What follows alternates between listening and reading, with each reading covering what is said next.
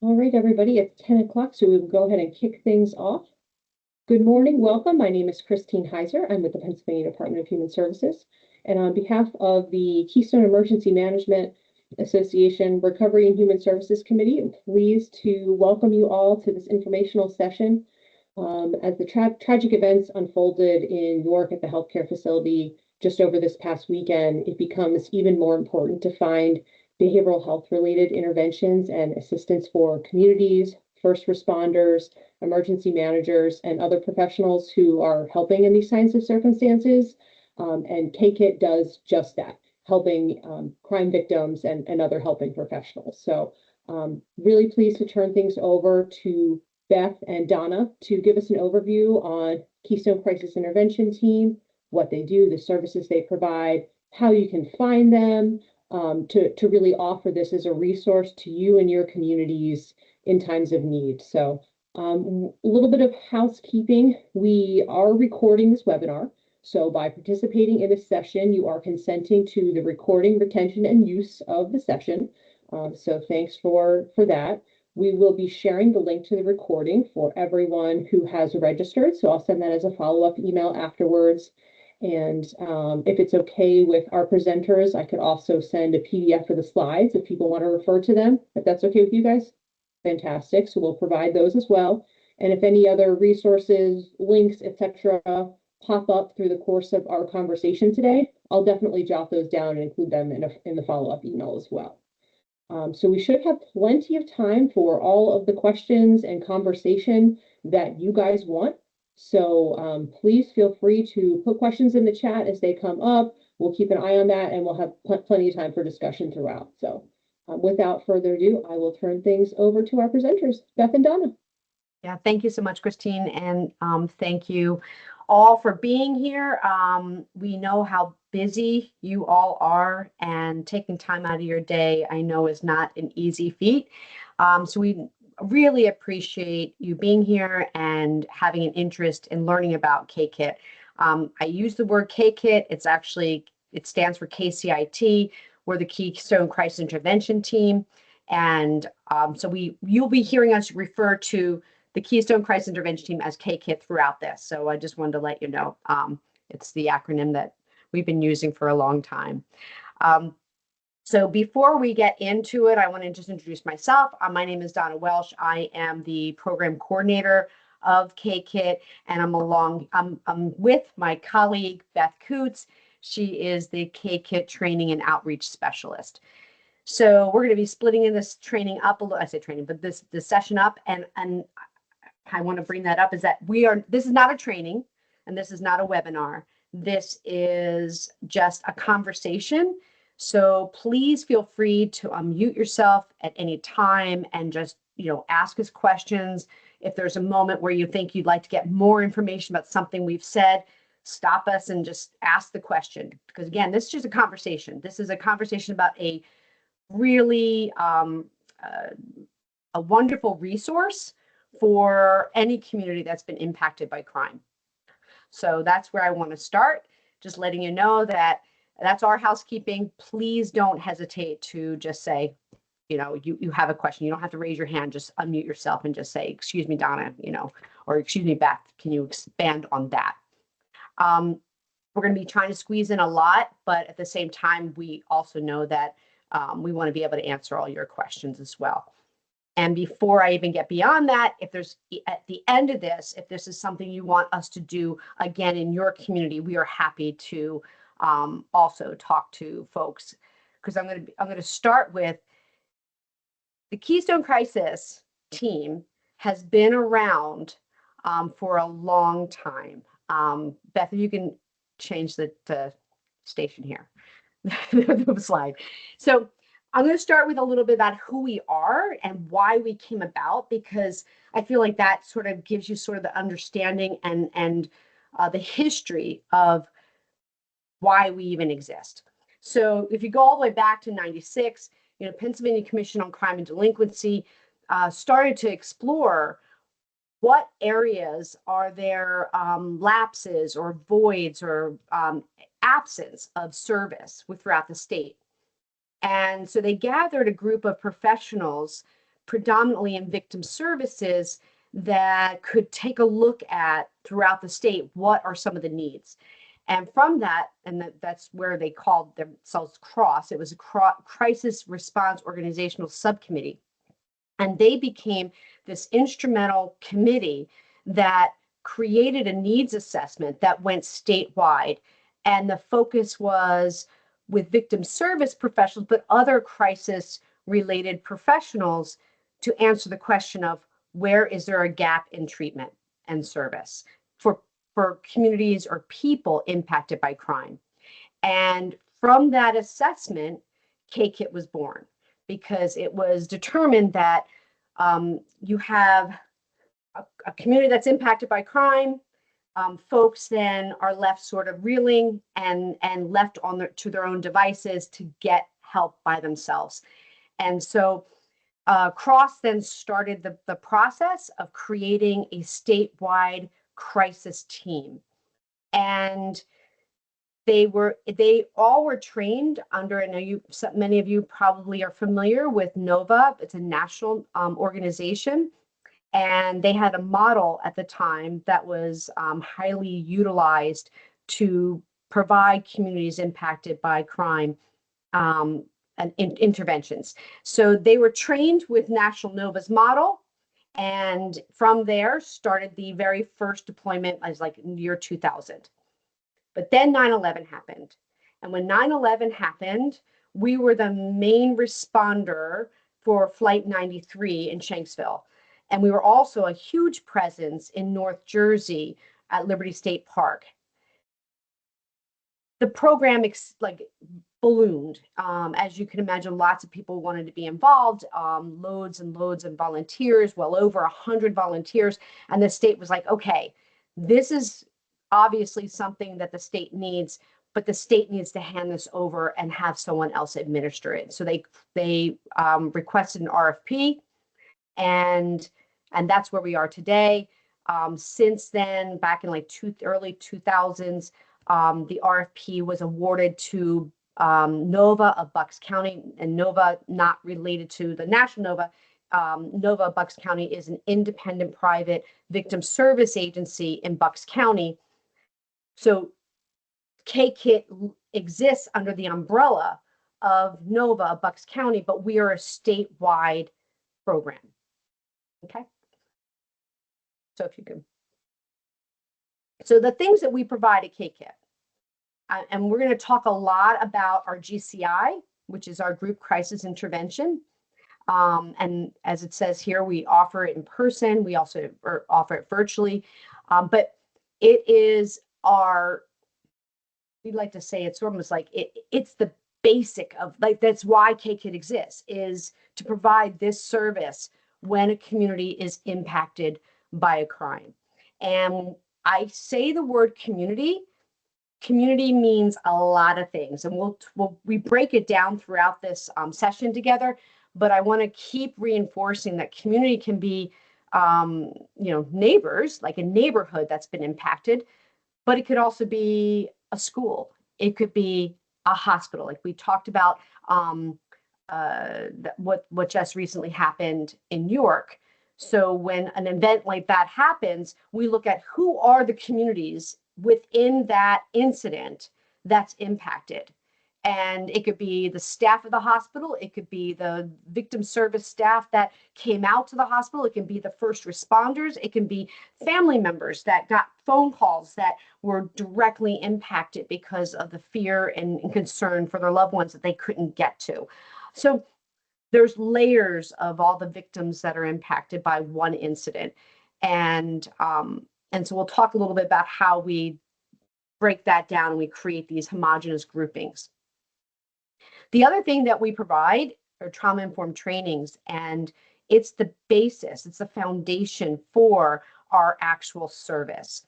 We have what we call, and I'm sorry, Beth's going to get more into the trainings, but those trauma-informed trainings, one of them is actually specifically related to training our force that goes out into the communities. And we call it our force, it's our volunteer force.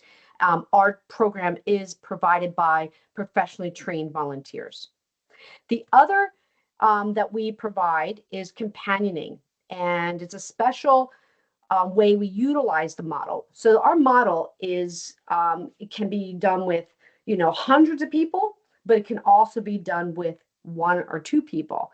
And one of the ways we do it is we create this like micro experience with our model for events like community vigils or memorials, or even at conferences where we know that lived experience speakers will be there, and people can be emotionally charged and vulnerable in situations like that. So we're there to provide one-on-one support. Community vigils and memorial services often happen after a community is reeling and looking for some way to start that process of healing. And so we can be there in the background in case someone is emotionally charged, and we can help. The most recent service we just started doing in the last 2 years is debriefing support to forensic nurses. And we use the word debriefing, and I haven't used that in any of the other services, but it's more of the companioning again.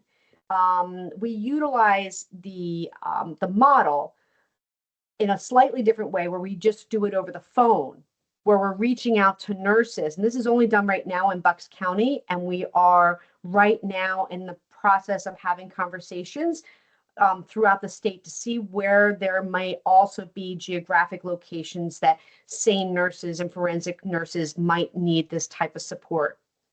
So what we do is we provide that support over the phone, where we are reaching out to the nurses and just checking in with them, letting them know that they're not alone, to let them know that we're here to talk, and allows them that opportunity to safely unload a little bit of what they're holding on to. And then we really reinforce a lot of self-care.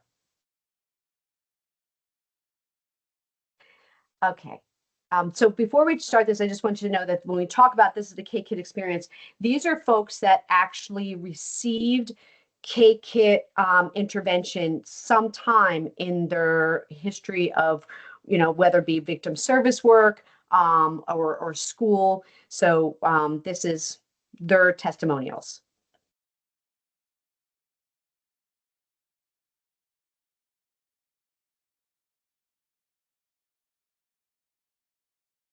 Men and young women are being killed daily. Donna and K-Kid, they'll jump right in and come right in because they care about those affected by a crime. As a result of the event that occurred, we were all struggling with some pretty intense emotions. It was extremely painful to watch our kids struggle with this. They brought in expertise that we do not have in trying to navigate a difficult situation. We may have community members who are in need because they witnessed a homicide or because someone very close to them was murdered. So I will contact K-Kid because they respond immediately. The one word I would use to describe K-Kid is healing. Dedication. Comforting. It was very comforting to have them there. They were a comforting influence in the community at that time. Instantly, that word is resilience. Love. Because we love one another in our time of need. And it's so important to receive love during your most vulnerable time in your life. Crises aren't planned. And this is a very dedicated team who is willing to stop their lives and be there when a community needs them. The healing, the recovery, the where do we go from here? And we might not have all the answers, but we're going to go there with you.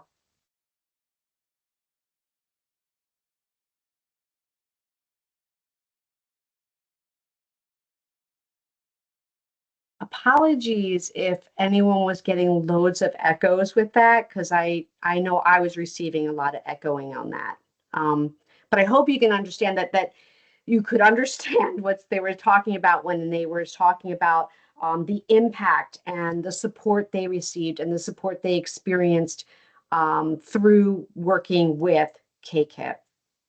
So when we talk about coming into a community after a crime and after an incident occurs where loads of people or even a couple of people are really impacted. We refer to KCIT as like the second line of defense for a community.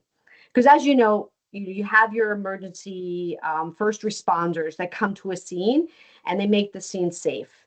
They also are going to protect any evidence and just making sure that the area is cleared out.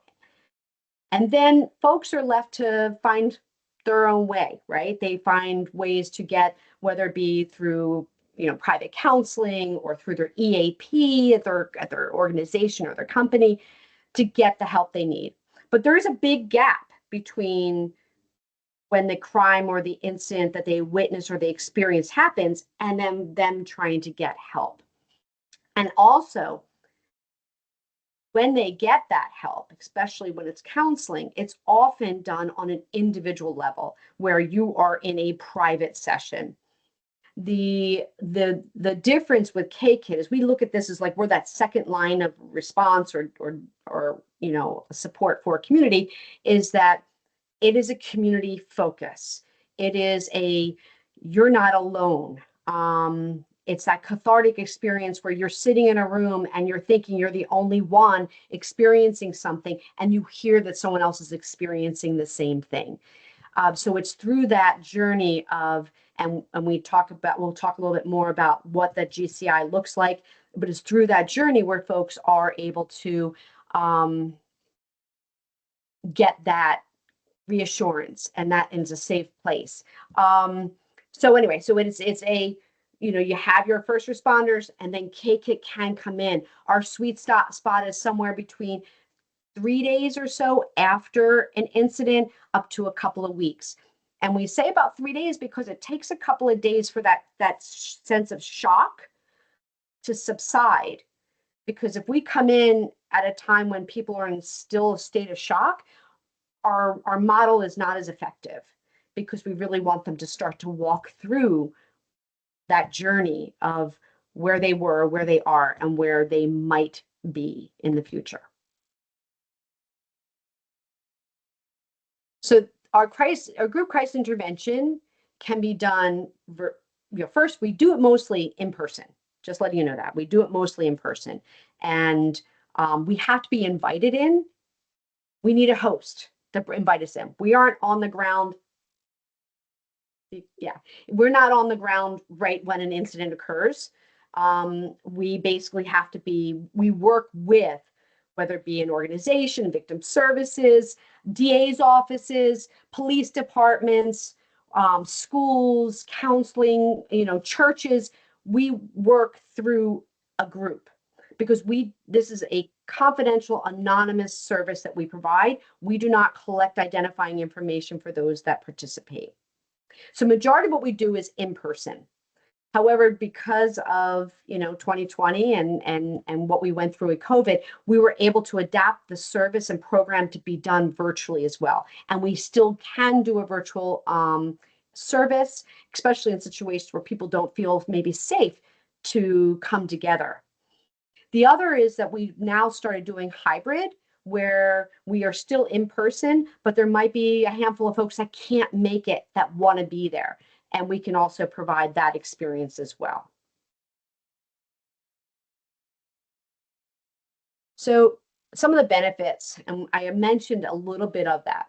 So when folks, when a community asks us to come in, one of the things that we look for is providing a neutral location.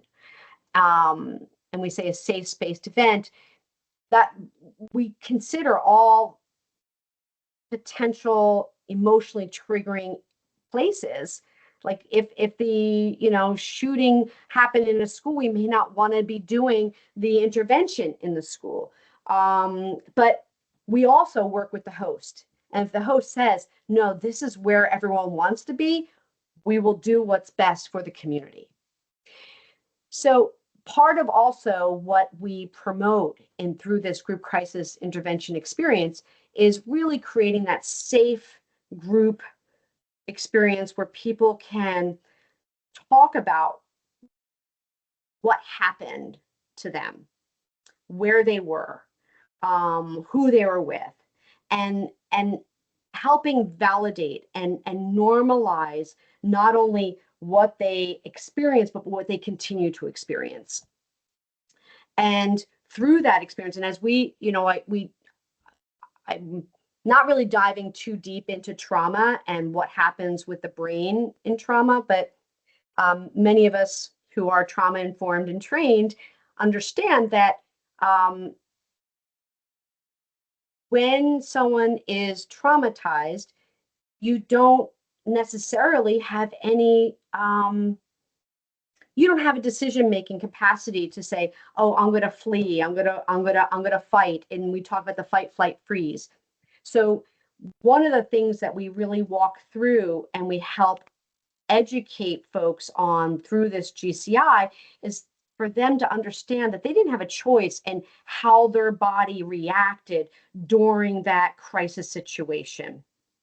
We also walk into the area of sensorial experience, how much of what we experience when we're traumatized is really embedded in our senses. And also it's a somatic experience as well. So we stay away from a lot of jargon words, but we really try to walk folks through the whole experience of the why they've gone through what they're going through, their bodies and what's happening now and where they are. And so that's helping validate, but also normalize everything that's happening with them. And then we try to help prepare them for the future. And as I mentioned about emotionally charged events, when a crime occurs, media is involved, right? So there may be moments, especially in things like a high profile crime, where the media is involved and they're going to see a lot of things on TV or on the radio or in the news over and over again. And it might stop for a little while, and then 3 months later, it might resurface.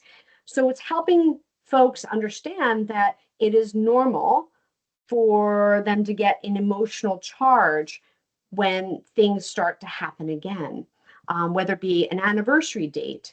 It could be smells, it could be sounds, it could be, there's all those things that are connected to our senses that it's like an imprint. It's part of them, and trying to normalize that and helping them prepare in case it does surface in their life.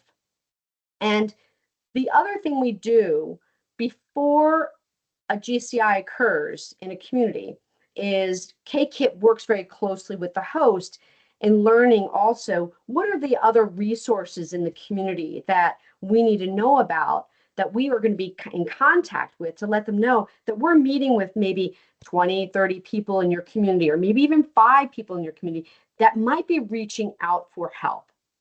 And we ask for their information and flyers to really allow them to know that there's other resources in their communities after we walk out. So, and I love this quote, the trauma is personal. It does not disappear if it is not validated. When it is ignored or invalidated, the silence screams continue internally, heard only by the one held captive.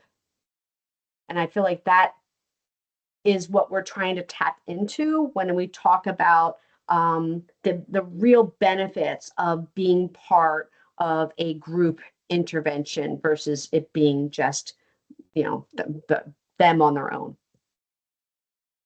So I think the next one is a slide. Yeah. So this is really just going to walk you in more detail about our GCI. And Beth, you might want to try and see if you keep your muted just to see. Okay.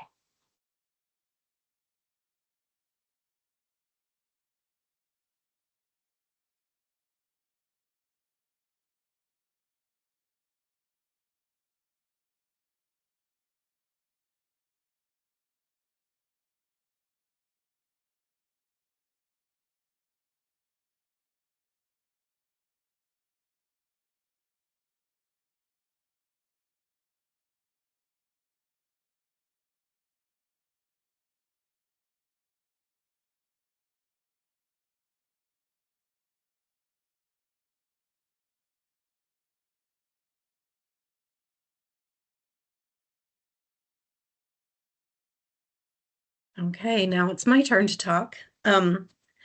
So KCIT responds to any crime that thrusts a community into a crisis or into grief.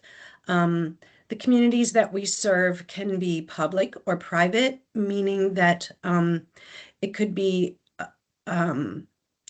something that occurred and the community at large. It's a very public thing that occurred. Or it could be private, such as private organizations, a place of employment, schools. The public events can include things like rallies and parades. So it's important to also understand that the crime, this list here is not all inclusive. It can be any crime that has affected a community. And by community, again, it doesn't just mean a neighborhood. It could be a very private organization. I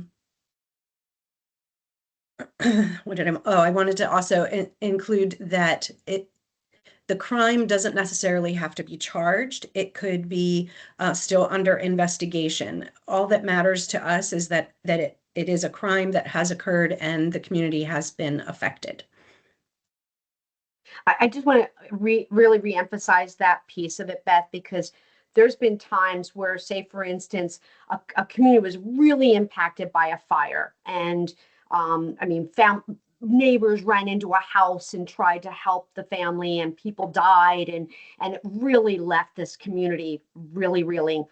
And most of the community knew it's probably was the fireworks that were left burning in a trash can, or it was the Christmas tree that probably burnt down the house. But there's this window where they have to investigate this. If we are invited in during that investigative period, we can still help. The moment it says it was an accident, we are no longer able to, because we are paid for by the Pennsylvania Commission on Crime and Delinquency. Now, would we absolutely not be able to help a community? We can look at ways to be creative. If that host is able to, we can work out like a private arrangement of a fee for service sort of thing. Because we, unfortunately, our hands are tied because of we're tied to a grant, but we can work outside that grant. So I'm just throwing that out there. Okay, so what to expect? First of all, Donna had mentioned earlier that we do have to be invited in. We cannot just come into a community and say, hey, we realize that this crime occurred. We do try to connect with particular people in the community, but they have to officially invite us in. The GCIs, the interventions, we find work best within a few days or weeks of the incident. If too much time goes by, it's not necessarily as effective, but we still could. We do help the host to promote the GCI. The project coordinator helps with, well, we both kind of help with creating like flyers or information for them to put out to disseminate into the community. And so there is some help from us in promoting it and coordinating it. A GCI typically lasts 1 to 3 hours. It depends upon, I think, the number of people and also the amount of processing that the people want to do, how much talking they want to do. GCI can involve any number of people. We would not, if it's just one person, we'll still show up.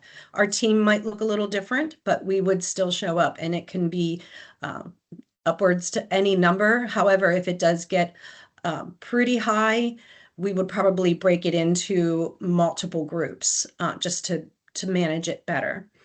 Donna mentioned, I think you mentioned, Donna, that there was when we take a look at and evaluate the situation, we do break it down into groups. For instance, if we want to pay attention to whether the people were witnesses of the crime or they're a community at large that has been affected. So we wouldn't want to put people in the same group necessarily and traumatize them more by putting them in with people who actually witnessed it when they are sharing much more detail that if other people didn't witness it, we don't want to traumatize them more. So we take a look and break that down into groups. It also could be family members. For instance, we would probably deal with family members in one group, people that were in the public in another group. So anyway, we pay attention to that because it's really important. It's part of being trauma informed. The GCIs are conducted by teams of 3 or more. The 3 particular roles that are played. The first one is a facilitator. The facilitator has to really navigate the whole meeting. They break down the meeting or the questions. There are a block of questions. The first block is talking about the past, and they ask the group, what do you recall experiencing at that time? And they walk through that. And then they ask a block of questions about what is currently happening. How are you feeling? How are you responding? What's going on for you and your family presently? And then the third block of questions has to do with the future, because we always want to leave them with a sense of a positive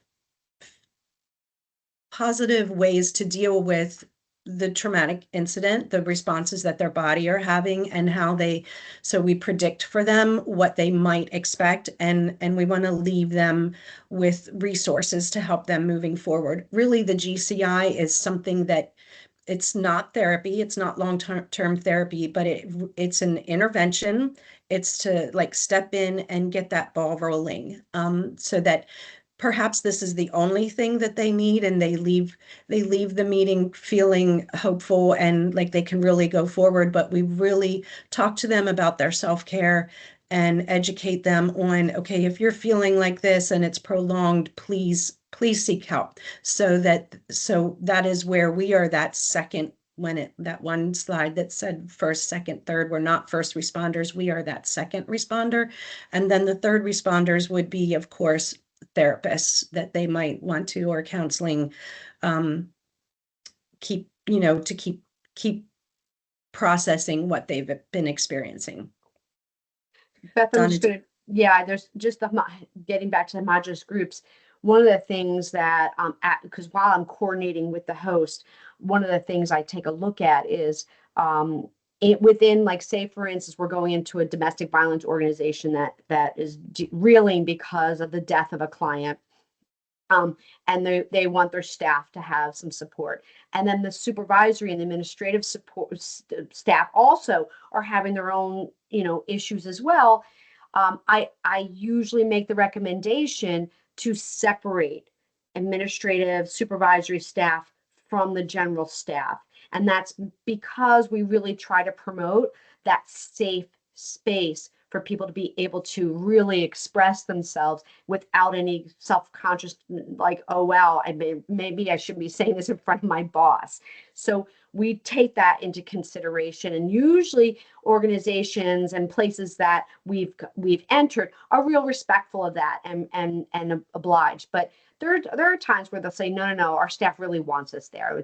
We have this trauma bond that we just went through, and we're going to be there together. So we respect that as well. But it's definitely a conversation that we have, and we explore, every possible group. And the other thing we can do is we can even do groups. We can do GCIs simultaneously. So we could have one group happening and another group happening in another room. We've done that. And we've also done back-to-back GCIs. And we look for, the other thing I do is, say, for instance, the event included real impact against, with police officers. I look at my entire group of volunteers throughout the state and say, who would be really good with this population? And so our volunteers are just such a amazing diverse background within victim services, but even on the outskirts of victim services, we have people from all different disciplines. So that is something that we also look for when we're putting together our teams. And the way I often describe it to folks is, we deploy a group of people similar to how Red Cross deploys folks with mental health backgrounds for, a community that's been impacted by a natural disaster and they need mental health support. And these are volunteers, but they're all professionally trained volunteers. It's similar in that regards. Thanks, Beth. Yep. So it's teams of 3, and I only mentioned the facilitator. The other two, the second role is called a scribe. So while a GCI is happening, our scribe is listening to the responses of the participants and is writing them down, like on large sheets of paper. Because then the facilitator refers to those notes that have been provided by the participants to do that education piece and to educate them on what they were feeling, what they're currently feeling, and what they can use moving forward. The third role is our support person. And if we are expecting a large group, we will send more than one support person, but we definitely have that support person. And that support person is sitting in the room with the participants, sitting in the circle with them and watching everybody to see, how they're feeling. And if somebody is getting overwhelmed, they might go and, tap them on the shoulder and say, would you, how are you okay? Do you want to step out? We have had people actually get up and walk out, and then the support person follows them out just to check on them to make sure they're doing okay. And if they don't want to go back into the large group, that support person continues doing the same block of questioning and helping that person process on a more private level, but still able to hopefully, walk away with the same amount of information and support that those who remained in the group do as well. Okay. So, KCIT's GCIs are provided by professionally trained volunteers. As Donna said, we do have our volunteers are professionals who have diverse backgrounds. We do have, I would say most of them are victim services people, but we do have first responders. We do have grief counselors and therapists and advocates. And like Donna said, we do take a look at the team and to put together the best team for that particular response. What is happening? What was the incident about? So every GCI is volunteer led. We do serve the entire state of Pennsylvania, the Commonwealth of PA. All of our volunteers have to be certified through our KCIT training, and they have to keep up with their, we'll talk more about that, but they do have to keep up with their training. If there's a lapse in their ability to do a response for an extended period of time, they do have to do a simulation just to make sure that they are always ready to be deployed. Do you want to add anything, Donna? Nope. Okay, our KCIT trainings, they are trauma informed. We offer the GCI training. The GCI training is 4 3-hour sessions. 3 of them are done virtually. And then that last session, the 4th one, is done in person. Actually, that is something we are starting because of COVID. We were doing everything virtually for quite some time. And now this year we're venturing out back to doing that practice piece. That 4th session is really a simulation of what a GCI looks like. And everybody has to participate as a facilitator, as a scribe, and as a support person. And if you want to be a volunteer, you have to complete all 4 of those sessions. We do offer it for those who want to become volunteers, but we also offer it for people who just want extra training or, need some training hours in their in their job, they can take this training, and there is no fee, but it, you know, builds them professionally. We do, like I said, offer the simulations. If a volunteer hasn't been able to participate in a deployment within a year, then that second year they have to do a simulation or volunteer to maintain being deployment ready, because that is so important, that we know that we are sending people out who are ready to do the job. Other trainings that we offer, but there is a fee involved, is death notification, of validating trauma. We do offer the group crisis intervention training for like, if you cannot be a part of the sessions that we offer throughout the year and they want to schedule the same type of training, but on a private level, we do that, but there is a fee involved with that one. And our trainings can be adapted or tailored to the needs of the organization. Donna, did you want to add anything to that?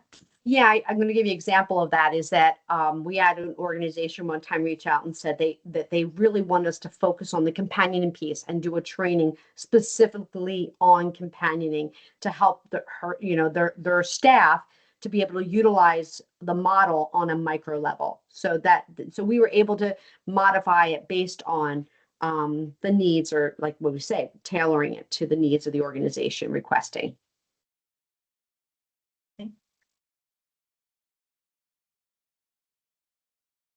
And that brings us to the end.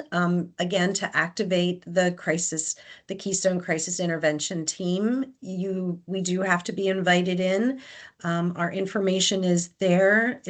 You can call, email, visit the website to get more information, and then that also directs you to the information to make the request. And then, of course, Donna, who is our project coordinator, works with the host step by step to make it as easy as possible, or because a lot of times our hosts are also reeling from the event that happened, because they are part of that community as well. So we try to make it as easy for them as possible. Yeah. And this is where questions come in. If anyone has questions, please unmute yourself. Feel free to ask. Go ahead, Christina. So thank you for your presentation. Very informative. I do have a question. How is what you provide different than, or do you collaborate with EBH / formerly known as DCORT and or CISM? Yeah, thank you. So CISM, and I'm not familiar. DCORT hasn't been very active. I mean, I've been part of KCIT for 5 years. We have never. Very true. we have not been very connected with DCORT. CISM is on the ground at the point of the event or incident within 24 hours, or usually with the folks, and it's very focused on first responders. And in addition to that, it is a debriefing model. Ours is not, like I think I mentioned before, there's some elements, but it doesn't follow the traditional debriefing model. It's its own model. So it's a little bit different, and that's why we come in a little bit beyond the 3-4 day mark, because the first day or so, folks are typically in that state of shock. They're a little bit numb. The reality, the sense of the sense of what really happened is still settling in, and sometimes things play out where they don't start to experience the impact, the trauma impact, until day 3, 4, 5.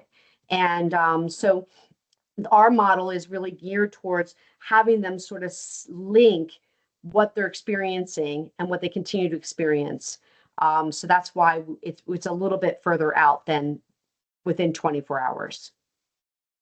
So I'm hoping that made sense for you. Yes, absolutely. So being you do have first responders on your team, are you still available for first responders to come in, like you said, later after an event? Yes, absolutely. We've worked Fantastic. with, yes, we've worked with police force, we've worked with victim witness staff, we've worked with fire staff, fire department firefighters after an event, and CISM came in, and within a couple of days, there's a sense of people are still stuck. People are still feeling it. People really need to come together and reconnect with what they're going through. So, and absolutely, we've done that many, many, many times. Okay, great. Thank you. Sure. Can I say something that's not really in relation to Christina's question, but it made me think of something. And that is that, yes, we can do GCIs with the first responders, but we really rely on first responders to provide our information to the community, because we have to be invited in and we can't possibly know everything that's happening across the Commonwealth. So if anything, if any takeaway that you take from this meeting today is to, hang on to our information. And if you feel that there is somebody in the community or an incident has happened, you are on the front lines, and you could provide, just hand them our email address or the website and say, contact these people if you feel like your community could use our help. Right. And through that process is like, when I'm contacted, and by the way, I don't want you to think that KCIT just sort of sits idly back and says, oh, wow, there was a massive shooting in York and we're just going to sit and wait to be invited. I'm shooting out emails to every contact I have. And I'm also looking at, like, who are state contacts, who are our volunteers that live in York, who's my York director, victim witness, all of it. And like, I'm plugging away and just saying, we're here. Let us know how we can help. But we have to still be like, then, oh yeah, let's wait it out, because we're still waiting for things to sort of settle to see where people are in the next couple of days after already getting CISM, after already having counselors come in. And one of the things, I'm hoping, through our conversation today, but also I'm hoping that as we continue this journey of getting our information about KCIT out to communities, that we can start become part of more of a normal, like, oh, this crisis happened, we're part of that emergency response. And that's ideally what we really want to be. And so, yeah, so it's like what Beth was saying, we are, and the other thing I wanted to say this is, if someone contacts me and says, this is what happened in my community, we can talk about, like, does it make sense for KCIT to get involved? Are we the best option for this situation? And I get calls all the time about things that happen in Philly, but I know who the organizations are in Philly that take on that kind of crime or take on that kind of situation. But I'll maybe reach out to that organization saying, hey, are you involved in this outreach effort? If you are, do you need any help? Do you need any support from KCIT? If they say, we got it, or, we want to respect the current community resources that are already in place for communities.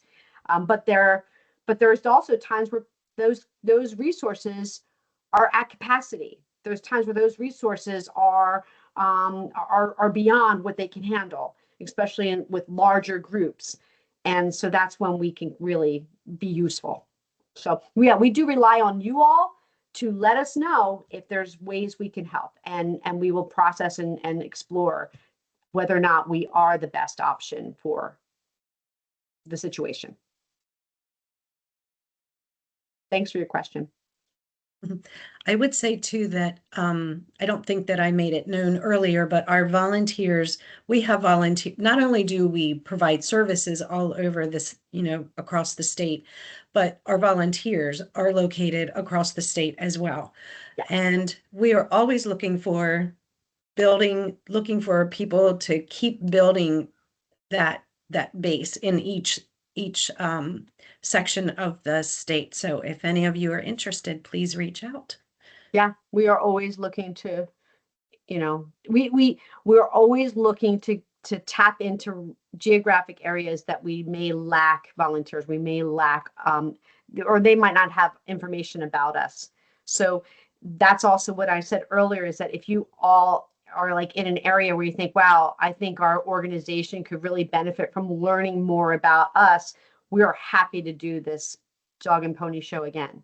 So, you just let us know, and we're even happy to come in person. May I share the training flyer that crossed my inbox recently? Absolutely. And also, Fantastic. Christine put in the chat our email address. So please feel free to look at our website. And on our website, you can fill out an information request form as well, if you want to find out more information just directly from us. And of course, so this flyer I'll share, I see you have 3 cohorts, for lack of a better word, scheduled for 2025, with that format of the 3 virtual sessions and then the 1 in-person session. And I'm seeing in March that the in-person session is in Doylestown, in June, and then the in-person session in Harrisburg, and then in September with the in-person session in Indiana. So I'll share that in the follow-up. Great. And the other flexibility of this is you could say, you know what, the 3 virtual sessions work best for me, right now in March, but I'm going to attend the in-person and so we can work with you and be flexible with that as well. There was one other thing you guys said earlier I wanted to kind of stick a pin in, and that was that jurisdictions can contract with you for providing services for non-crime related events. And that kind of stuck out to me. So for example, my agency, the Pennsylvania Department of Human Services, we are tasked as the lead Commonwealth agency for mass care. So we do disaster feeding, sheltering, things of that nature. So if I have to open a 1,000-person shelter as a result of, say, a flooding event, it's not a crime, but certainly it's going to be a chaotic environment. People are going to be traumatized from having to evacuate their homes quickly. They're in the shelter, but we can reach out to you and potentially contract for those services to be provided. Correct. And it's not a crazy fee either. I mean, it's something that we literally would just work with you on, the amount of time and the amount of cost of whether it be transportation costs for people to drive, mileage and per diem. And it's all done under the federal rates. So it would be reasonable. Yeah, I mean, we've been asked to assist multiple times with like mass suicides, and unfortunately our hands are tied with that. But it's those moments where it's like our program would be phenomenal for certain situations. I remember there was a mass evacuation up in is it Pottstown, Quakertown, and it was a building that was infested, and people were forced out unexpectedly, and it was a horrific situation where people were deloused. Oops, my computer's going. Can you guys still see me? Yep. Okay, I don't know why my computer just went. So yeah, and so we reached out to say, we're here, we can help, but it was under investigation, and then they immediately quit. Like they immediately turned it where it was no longer considered an investigation, and so we couldn't assist, but we could have if they contracted out in that situation. So, and then we can be as creative as possible to help. Yeah. In fact, we have an MOU right now with Bucks County Behavioral Health to help in situations where there might be mass suicide or natural disaster that hits, and that they are at capacity and they need assistance from us.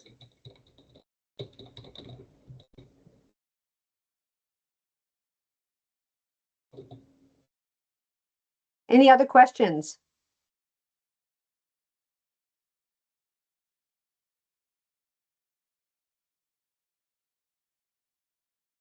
If not, thank you very much for your time. You all are, thank you for not only your time, but thank you for all the work you all do. So we really appreciate being able to share what we do.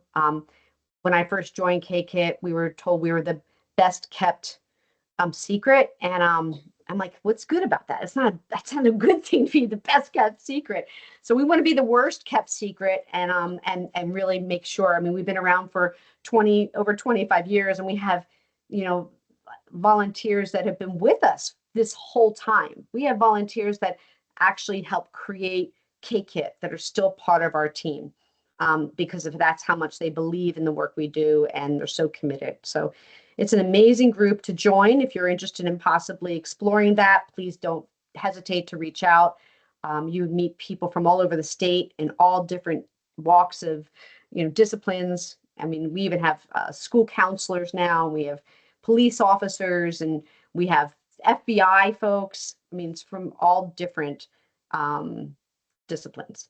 So thank you again for your time. Appreciate it. And again, if the conversation doesn't end now, if you have any questions, please feel free to reach out to us. Thank you so much, Donna. Thank you so much, Beth. And thank you to you and all of your volunteers for the work that you do to really bring hope and healing to communities in difficult times. Your work makes a difference for sure. So thank you so much for sharing this information with our audience here. Hopefully people go and write this into their plans and save your number and your website and put that kind of on their short list for when their communities do unfortunately experience circumstances where KK could be of assistance. So thanks for sharing all that you do with us today. And thank you for inviting us in. Truly, truly. Thank you so much. We really appreciate it. Thank you. All right. Take care, everybody. Bye.